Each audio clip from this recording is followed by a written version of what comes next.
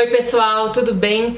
Tô de volta com mais um vídeo, dessa vez para falar sobre alguns aspectos que foram destaque do GP da Austrália. Eu não vou fazer um review de corrida como eu já fiz outras vezes por aqui, dessa vez o meu objetivo é só entrar em alguns detalhes de regulamento ou de partes mais técnicas que viraram assunto depois da Austrália, até porque esse vídeo vai sair já para o final da semana, seguinte à corrida, mas só mencionando aqui para quem segue o canal há mais tempo, é um seguidor mais fiel, que eu não desisti da ideia de fazer lives, que essas sim seriam de review de corrida, mais compridas e tudo mais. É só que na Austrália a corrida foi de madrugada e eu trabalhei no domingo durante o dia, então eu meio que desanimei da ideia. E além disso, eu tenho que confessar que eu estou um pouco com medo de fazer e ser horrível, eu não conseguir conduzir ou ninguém assistir. Então assim, continuem dando força, continuem comentando que vocês têm interesse, porque é importante pra mim saber que existe um público e que por mais que talvez seja ruim, é válido tentar. E eu pretendo tentar na corrida que vai ter agora no final de abril, no dia 30, que vai ser o GP do Azerbaijão. E sem mais delongas, vamos pro tema do vídeo de hoje, que são os aspectos técnicos e o que o regulamento diz sobre o que aconteceu no GP da Austrália. Começando pelo ponto inicial de grande parte das coisas que eu vou falar aqui, que são as bandeiras vermelhas, que no GP da Austrália nós tivemos 3. A primeira foi na volta 9, quando o Alex Albon bateu. Depois, na volta 56, quando o Magnussen bateu. Na verdade, ele bateu na volta 54, mas teve voltas de safety car antes da direção de prova decidir também da bandeira vermelha. E por último, mas a mais importante, a bandeira vermelha da volta 57, em que vários carros bateram, rodaram e foi uma confusão generalizada. Falando sobre o quão justas foram as bandeiras vermelhas, aqui é a parte mais subjetiva desse vídeo, porque o regulamento fala que cabe à direção de prova, cabe aos comissários decidir se a pista está ou não apta para corrida. Então, se eles considerarem que a pista não é segura naquele momento para que a corrida continue acontecendo, eles podem falar que é importante dar bandeira vermelha. Caso contrário, caso mesmo com o carro quebrado ou com detritos na pista, eles considerem que é possível correr, por exemplo, sob safety car, só com velocidade reduzida, eles também podem tomar essa decisão. E isso é muito subjetivo, por mais que todo mundo na Fórmula 1 receba o mesmo treinamento e o mesmo regulamento, e abre muita margem, querendo ou não, para dúvidas e principalmente para críticas, para as pessoas falarem: ah, mas em tal corrida há 2 anos aconteceu uma situação parecida e não deram bandeira vermelha. Por que dar bandeira vermelha agora? Mas é importante dizer aqui, importante destacar que um erro não justifica o outro. Não é porque em alguma corrida tinha um trator na pista e a direção de prova não deu bandeira vermelha que não é adequado dar bandeira vermelha em uma situação menos extrema. Até porque a falta de zelo e a falta de cautela muitas vezes pode acabar num acidente gravíssimo, num acidente com uma vítima, com um ferido. Há quem critica o contrário também, que o excesso de bandeiras vermelhas seria na verdade uma forma de garantir mais voltas rápidas, então garantir um show de mais qualidade para o público, mas aí eu acho que realmente é uma vertente muito interpretativa da coisa, sabe? Muito teoria da conspiração. Não digo que é mentira, porque a gente sabe como é a Fórmula 1 e que a Fórmula 1 prioriza sim o show em diversos momentos que não deveria, mas acho que existem situações piores e mais questionáveis em que, por exemplo, o regulamento é desrespeitado para garantir o show, se é que vocês me entendem. E nesse caso não dá pra dizer que isso aconteceu, porque não houve uma fratura do regulamento. Eu acho que em algum desses casos foi questionável, sim, na do Magnussen, na batida do Magnussen, que foi a segunda bandeira vermelha. E eu digo isso principalmente pela demora para ela ser aplicada, falando das 2 voltas sob safety car antes de ativarem a bandeira vermelha, que talvez fosse melhor terminar logo sob safety car do que dar essa bandeira vermelha tão tardia, mas as coisas são como são e não dá pra falar que foi, mais uma vez, uma ruptura do regulamento, que eles infringiram o que eles mesmos pregam, porque foi uma interpretação, por mais que tenha sido uma interpretação tardia, na minha opinião. E agora falando sobre uma segunda polêmica barra dúvida, que é a Standing Start versus a Rolling Start. A Standing Start é basicamente a largada padrão, que é a largada parada, em que os carros se alinham ali, cada um na sua posição de grid, e aí passa a bandeirada e eles podem largar. Começa a corrida de fato. Em duas bandeiras vermelhas, depois de duas bandeiras vermelhas, essa foi a escolha da direção de prova. Uma Standing Start, uma largada padrão. Já depois da terceira e última bandeira vermelha, a direção de prova optou por uma Rolling Start, que é quando os carros largam atrás do safety car. Então o safety car ele dá o tom do ritmo, ele dita o ritmo dos carros e uma hora ele sai e aí aparece a bandeira verde e os carros podem começar a correr. Mas ela é menos brusca, porque os carros já estão ali andando a uma velocidade reduzida e aí o safety car sai, tem a bandeirada e eles aceleram de vez, mas não do 0 pro 300. E para explicar quando cada uma é escolhida, eu acho que é melhor começar pela Rolling Start, porque ela é mais específica e mais rara de ver e aparece especialmente em dias chuvosos, com pista molhada.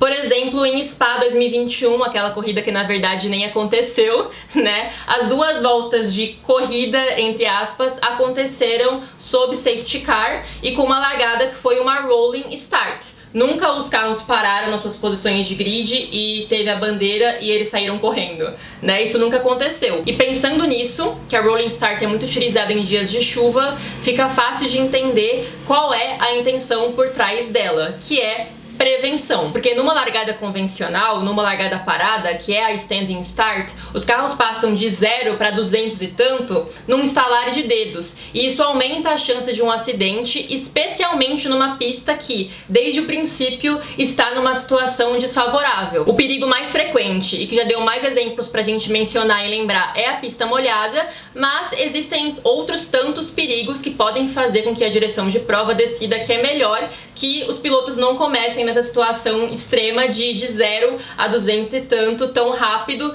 ao mesmo tempo, né? Porque querendo ou não, fica um bololô, os carros se embolam e não tem como virar para os pilotos e falar: olha, a gente vai fazer uma largada convencional, mas vamos devagar, tá? Não tem como fazer isso. E no caso do GP da Austrália, eu acho sim que eles foram prudentes e corretos de decidir fazer uma Rolling Start. Afinal, faltava uma volta para acabar a corrida. Imagina, assim, uma Standing Start com uma volta para acabar a corrida, 12 carros ali.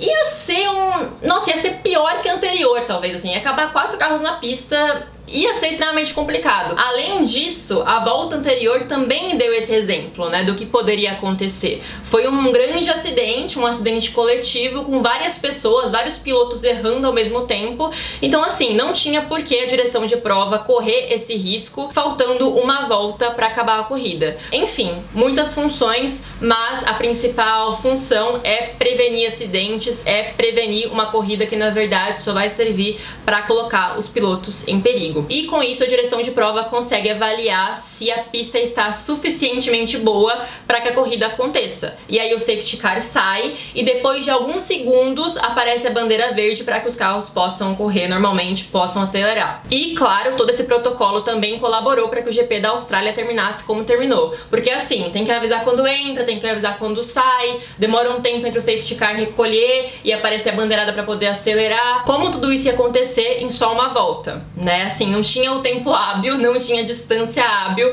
para existir corrida, para a corrida recomeçar de fato com só uma volta. E eu espero que esse tópico tenha ficado claro, mas eu quis destacar aqui que essa parte em específico não foi uma interpretação 100% da cabeça da direção de prova. Existe um protocolo que está sim previsto no regulamento. E já falando disso, de protocolos que estão no regulamento, eu queria explicar o porquê na terceira relargada todo mundo que sobreviveu continuou nas mesmas posições da segunda relargada. E assim, gente, eu acho que criou uma confusão também, porque foi pra volta 58, sendo que só teve uma partezinha pequena da volta 57, e aí todo mundo ficou meio confuso se a volta 57 tinha sido deletada, e aí deveria voltar pra volta 57, né, deveria ter uma relargada com 2 voltas, Mas na verdade não foi isso, a volta 57 não foi deletada. O que aconteceu foi uma decisão que usou Silverstone em 2022 como um precedente. Entrando aqui no túnel do tempo, o acidente do Joe aconteceu muito no comecinho do GP de Silverstone, ainda no primeiro setor da primeira volta. E na relargada, todo mundo voltou para as posições de classificação, né? Voltou para as posições originais. E por que isso é relevante? Por que isso é importante? Porque para nós como público, a divisão de setores só é relevante em classificatório, para ver quem tá indo melhor em cada um, para ver quem tá fazendo o famigerado setor roxo, que um dia, há muito tempo, era especialidade do Hamilton. Então assim, ele é mais visto por nós como público em classificatórios nessa situação.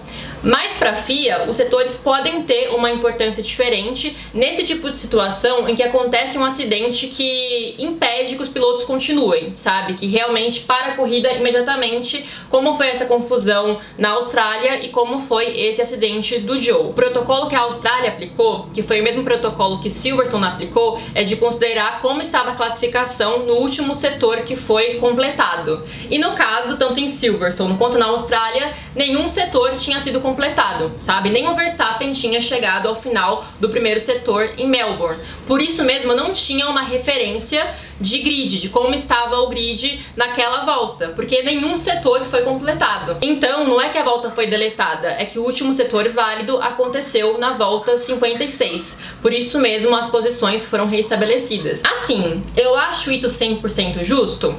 Não, porque beneficia, por exemplo, o Stroll, que rodou sozinho, né, caiu lá pra trás, deveria estar lá pra trás e no final das contas foi restabelecido numa posição lá pra cima, muito acima do que ele entregou na segunda relargada. Mas, querendo ou não, ele teve mais sorte do que juízo, porque ele não bateu em ninguém, né? Ele rodou sozinho, foi o único prejudicado, só ferrou a si próprio, e isso fez com que ele não levasse uma punição como o Sainz levou, por exemplo, né? Porque o Sainz bateu no Alonso e a direção de prova avaliou que teve ali um certo grau de, não vou dizer maldade, mas ele foi bração. Então essa é a imprudência do Sainz, que foi com muita sede ao pote e acabou quase estragando a corrida do Alonso, rendeu pra ele esses 5 segundos. Eu me compadeci, fui empática ao Sainz, fiquei com dó dos rádios dele, totalmente desesperado com a situação, desesperado com a punição, pedindo que a Ferrari o ajudasse a protestar. Mas, querendo ou não, mais uma vez, pensando em precedente,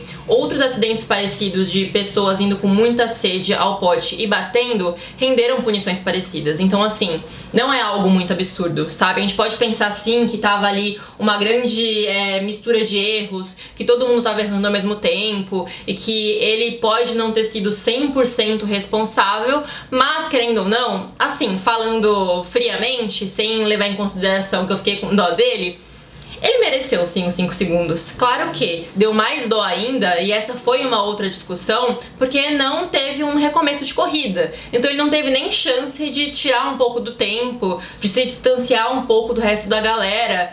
Claramente, com todo mundo ali terminando a corrida juntinho, ele ia cair pra último. Mas, mais uma vez, foi uma junção de fatores, dá uma tristeza, porque eu acho sim que ele não merecia terminar em último, mas as coisas são como são. Tipo assim, a corrida não gira em torno do Carlos Sainz. Então assim, por mais que ele tenha sido muito prejudicado e que tenha dado dó, não foi assim o mundo conspirando para fazer o Carlos Sainz se ferrar no domingo. Não foi assim que funcionou e é importante destacar. E por último, mudando de peixe para cabra, eu queria parar de falar um pouquinho de regulamento e entrar num assunto que tem a ver com características da pista da Austrália, que são as zonas de DRS. Albert Park, que é o circuito de Melbourne, é o circuito atual da Fórmula 1 com mais zonas de DRS, são 4, e isso é uma característica bastante destacada em várias matérias sobre a corrida, então eu gostaria de explicar um pouquinho o que isso quer dizer na prática. E assim, a primeira coisa que eu quero fazer é relembrar rapidamente o que são as zonas de DRS e o que é o DRS. O DRS é a famigerada asa aberta. É quando as aletas da asa traseira, que muitas vezes levam o nome da equipe ou o nome da fornecedora de motores, abrem para que o ar passe com mais facilidade, e isso ajuda ali na parte aerodinâmica e faz com que o carro consiga ultrapassar o que está na frente com mais facilidade. Mas esse recurso, que está na Fórmula 1 desde 2011, não pode ser utilizado a qualquer momento. Ele pode ser utilizado apenas nas zonas de DRS. Esse recurso pode também ser utilizado no sábado durante o classificatório, mas falando de corrida, ele pode ser utilizado apenas quando o carro à frente, o carro que o piloto quer ultrapassar, estiver a menos de 1 segundo dele. Albert Park teve um problema durante muitos anos de ser uma pista com muito poucas ultrapassagens, o que deixava a corrida assim, um porre muito monótona. Fez com que nós, espectadores, passássemos muitos anos assistindo corridas absolutamente tediosas com, sei lá, 6 ultrapassagens no total. E aí, com o passar dos anos, os organizadores da prova foram propondo mudanças para deixar a pista um pouco mais competitiva, né, para ajudar ultrapassagens, para estimular a competição. E uma das principais mudanças foi o acréscimo de zonas de DRS. Mas aqui entra uma coisa muito particular e muito bizarra, assim. O fato de que as 4 zonas são espalhadas de um jeito muito peculiar. Você vê o circuito. 2 estão grudadas na parte de baixo dele e 2 na parte de cima dele. E aí o que acontece? Principalmente quando a gente fala de 2 carros que tem muita diferença de um pro outro, como por exemplo uma Mercedes e uma RBR em 2023. O Verstappen tá aqui a menos de 1 segundo do Hamilton. E aí ele abre a asa, passa o Hamilton, fica aqui com a asa aberta, vai aqui na zona de DRS e terminou a zona de DRS. Ele tá, sei lá, 0,7 segundos do Hamilton. Até ele chegar aqui em cima, ele já tá a mais de 1 segundo. E o Hamilton não pode abrir a asa mais. Ou seja, a não ser que sejam 2 carros com capacidades muito parecidas, o carro que é ultrapassado não tem a menor chance de chegar logo, de dar o troco logo no carro que ultrapassou. Como foi o caso do próprio Verstappen. Ele largou mal, na primeira relargada também. Teve um momento ali que ele tava atrás do Hamilton, mas quando ele alcançou e passou, nunca mais aquela Mercedes viu a cor de uma RBR até a próxima bandeira vermelha. E são 4 zonas de DRS, mas como elas ficam juntas em pares, só tem 2 zonas de detecção. Então, por exemplo, o Hamilton foi ultrapassado pelo Verstappen na primeira zona de DRS. Ele não pode abrir a asa na segunda zona de DRS, porque ali não existe uma zona de detecção. O piloto só pode abrir a asa móvel quando ele passa a menos de 1 segundo do cara da frente nessa zona de detecção. Então isso piora muito a situação quando o carro é muito melhor que o outro, como é o caso da RBR do Max em 2023 em relação à Mercedes do Hamilton. Porque assim, ele passa na zona de detecção a menos de 1 segundo do Hamilton, passa o Hamilton e ele fica um tempasso sem que o Hamilton possa abrir a asa e revidar. E aí quando chega na outra zona de DRS, ele já tá a mais de 1 segundo. Então assim, não existe uma chance, o Hamilton nunca mais viu uma RBR, só realmente quando teve bandeira vermelha e todo mundo foi ali pros boxes, porque de resto ele nunca mais nem viu a bunda do Max. E eu acho que por hoje é isso de polêmicas sobre o GP da Austrália. Eu espero que vocês tenham gostado. Caso tenha ficado alguma dúvida, algum ponto mal explicado, por favor, comentem aqui embaixo. Críticas construtivas também são muito bem-vindas, assim como sugestões. E eu espero que a gente se veja de novo muito em breve. Um beijo e até!